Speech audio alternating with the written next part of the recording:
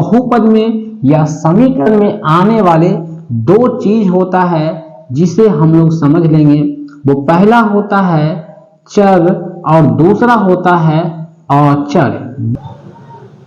बड़े बड़ाई ना करे, बड़े न बोली बोल, रही मन हीरा कब कहे, 100 लाख टका में मोल कबीरा, 100 लाख टका में मोल।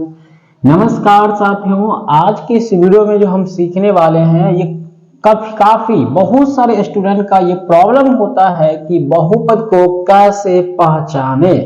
तो इस वीडियो में हम आपको इस तरह से बता देंगे ट्रिक कि आप अभी के बाद 1 नैनो सेकेंड, चुटकी में 1 सेकेंड से भी पहले पता कर लेंगे कि कौन सा बहुपद है और बहुपद नहीं है। तो सबसे पहले बहुपद में या समीकरण में आने वाले दो चीज होता है जिसे हम लोग समझ लेंगे। वो पहला होता है चर और दूसरा होता है अचर। बिल्कुल बेसिक से हम आपको समझाएंगे और आपके माइंड में सेट करने वाले हैं। फिर से आपको बहुपद पढ़ने की आवश्यकता जीवन में ना पड़े।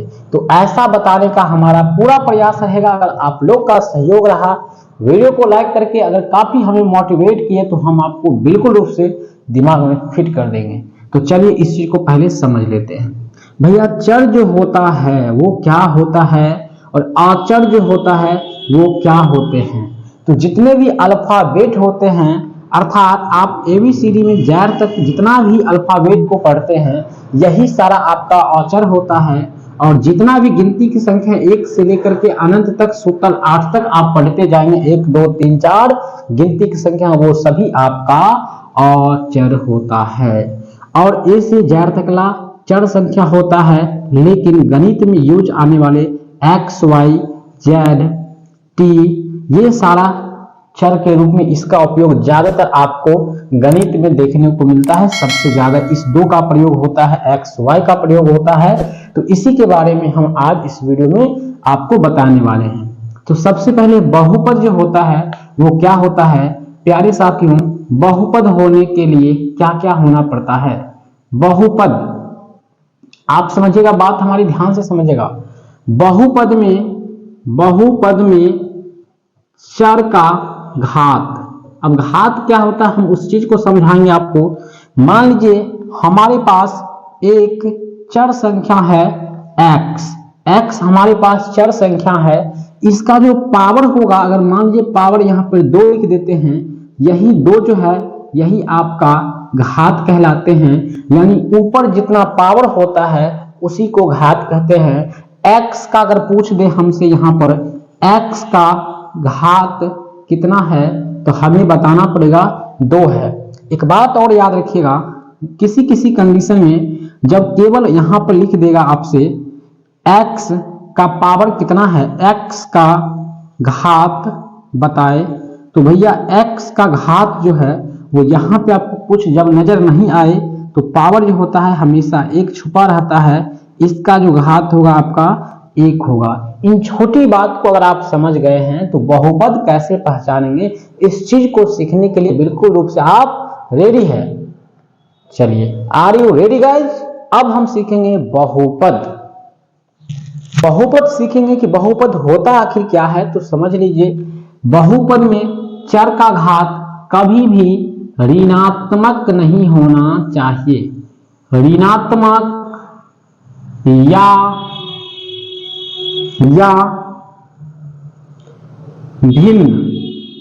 भिन्न मतलब होता है बट्टे, भिन्न नहीं होना चाहिए, नहीं होना चाहिए। अभी आपको ये बात समझ में नहीं आता है, अगर हम उदाहरण लेके समझाएंगे तो आपको समझ में आ जाएगा।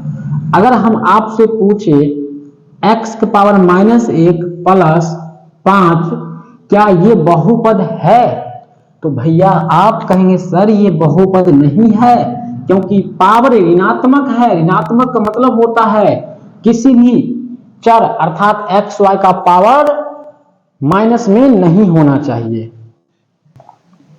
तो हमें लग रहा है कि आप इस बात को समझ गए होंगे। अब जो हम आपको दूसरा उदाहरण समझाते हैं, यदि आपसे उदाहरण में पूछ ले कि क्या 1/x² ये बहुपद है या +5 दे देगा तो ये बहुपद है या नहीं है, तो आपका आंसर होगा भैया ये भी बहुपद नहीं है। क्यों नहीं है? कोई भी पावर नीचे है, जब इसको ऊपर करेंगे तो ये पावर में -2 हो जाएगा और +5 हो जाएगा, तो ये आपका बहुपद नहीं है। इसके अलावा अगर रूट के अंदर मान लीजिए 5x है, अगर रूट के अंदर x है, x अब इससे बाहर निकलेगा रूट से, तो √5 और x बाहर निकलेगा, इसका पावर बट्टा आ जाएगा। तो कभी भी ये चर हुआ, चर का पावर माइनस नहीं होना चाहिए, बट्टा नहीं होना चाहिए और ना ही वो रूट में होना चाहिए। तो ऐसे चीज को हम लोग कहेंगे बहुपद नहीं है। इसके अलावा अगर आपके सामने रहता है 2x + 4, ये आपका बहुपद है, क्योंकि पावर कुछ नहीं है तो एक छिपा हुआ है जो प्लस में है, ये बहुपद है। ध्यान रखिएगा, बहुपद होने के लिए पावर में प्लस में पूर्ण संख्या होना चाहिए, ठीक है। बट्टा वाले ऊपर में पावर नहीं होना चाहिए, घात, माइनस वाला घात नहीं होना चाहिए, और रूट के अंदर कोई भी चर पद नहीं होना चाहिए, नहीं तो वो बहुपद नहीं होगा। बहुत सिंपल है, समझना बिल्कुल आसान है, किसी प्रकार की भारी नहीं है। आज के बाद आप बहुपद को अच्छी तरह से पहचान लेंगे। अगर अभी भी आपको क्लियर नहीं हुआ है तो हम एक बहुत भारी भारी उदाहरण लेते हैं जहां पे हम आपको अच्छी से समझाएंगे। चलिए देखते हैं। तो साथियों, यहाँ पे आपके सामने हमने 4 ऑप्शन दिया है, x + 1/x, बी ऑप्शन है √2x² + 7x + 3, सी है √x + 1/x², डी ऑप्शन है x - 30 + y² + 4x⁻²। तो इसका जो है इसमें बहुपद कौन है, आपको बहुपद इसमें पहचानना है कौन है। तो सभी का आंसर यहाँ पे सब कुछ हो जाएगा। हम आपको समझाते हैं कैसे पकड़ना है। सबसे पहले तो डी ऑप्शन को देखिए, यहाँ पे माइनस लगा हुआ है। हमने अभी आपको बताया कि बहुपद में क्या नहीं होता है, तो बहुपद में घात यानी पावर जो होता है वो उसमें आपको माइनस नहीं होना चाहिए, बट्टे नहीं होना चाहिए। ये 2 बात कम से कम आप याद रखिएगा, इसी में काम चल जाएगा आपका। तो पावर में यहाँ माइनस आ गया तो ये ऑप्शन आपका खटाक से हट जाएगा। अब यहाँ पर देखिए रूट में है, और हम आपको एक बात और समझाते हैं। रूट में अगर मान लीजिए 2 है, अगर रूट से इसको बाहर निकालेंगे तो इसका मान हो जाता है आधा, 1/2 हो जाता है, ठीक है, इतना होता है। तो ये बटे में आ जाएगा, तो ये भी आपका नहीं होगा, ये ऑप्शन भी खटक से हट गया। अब आते हैं ए ऑप्शन में, ये बटा में है और हमने आपको बताया इसको जब ऊपर ले जाएंगे तो ये माइनस में पावर x का आ जाएगा, ये भी आपका बहुपद नहीं होगा और आपका ऑप्शन से बी हो जाएगा, ये बहुपद होगा। क्यों? क्योंकि रूट के अंदर 2 है और x है इसके बाहर है, और x⁻2 है जो कि एक प्लस में है, एक पूर्ण संख्या है, ये आपका बहुपद हो जाएगा। उम्मीद है अब आप बहुपद को पकड़ना सीख गए होंगे, दिक्कत नहीं होने वाली है। अब सिंपल यहाँ पे कुछ और बात को आपको समझना है। जब घात 1 रहता है, घात 1 वाले पद को कहते हैं रैखिक बहुपद, या इसी को समीकरण भी कहते हैं। रैखिक बहुपद या एक घाती समीकरण जिसका घात, जब घात 2 होता है उसको द्विघाती समीकरण कहते हैं।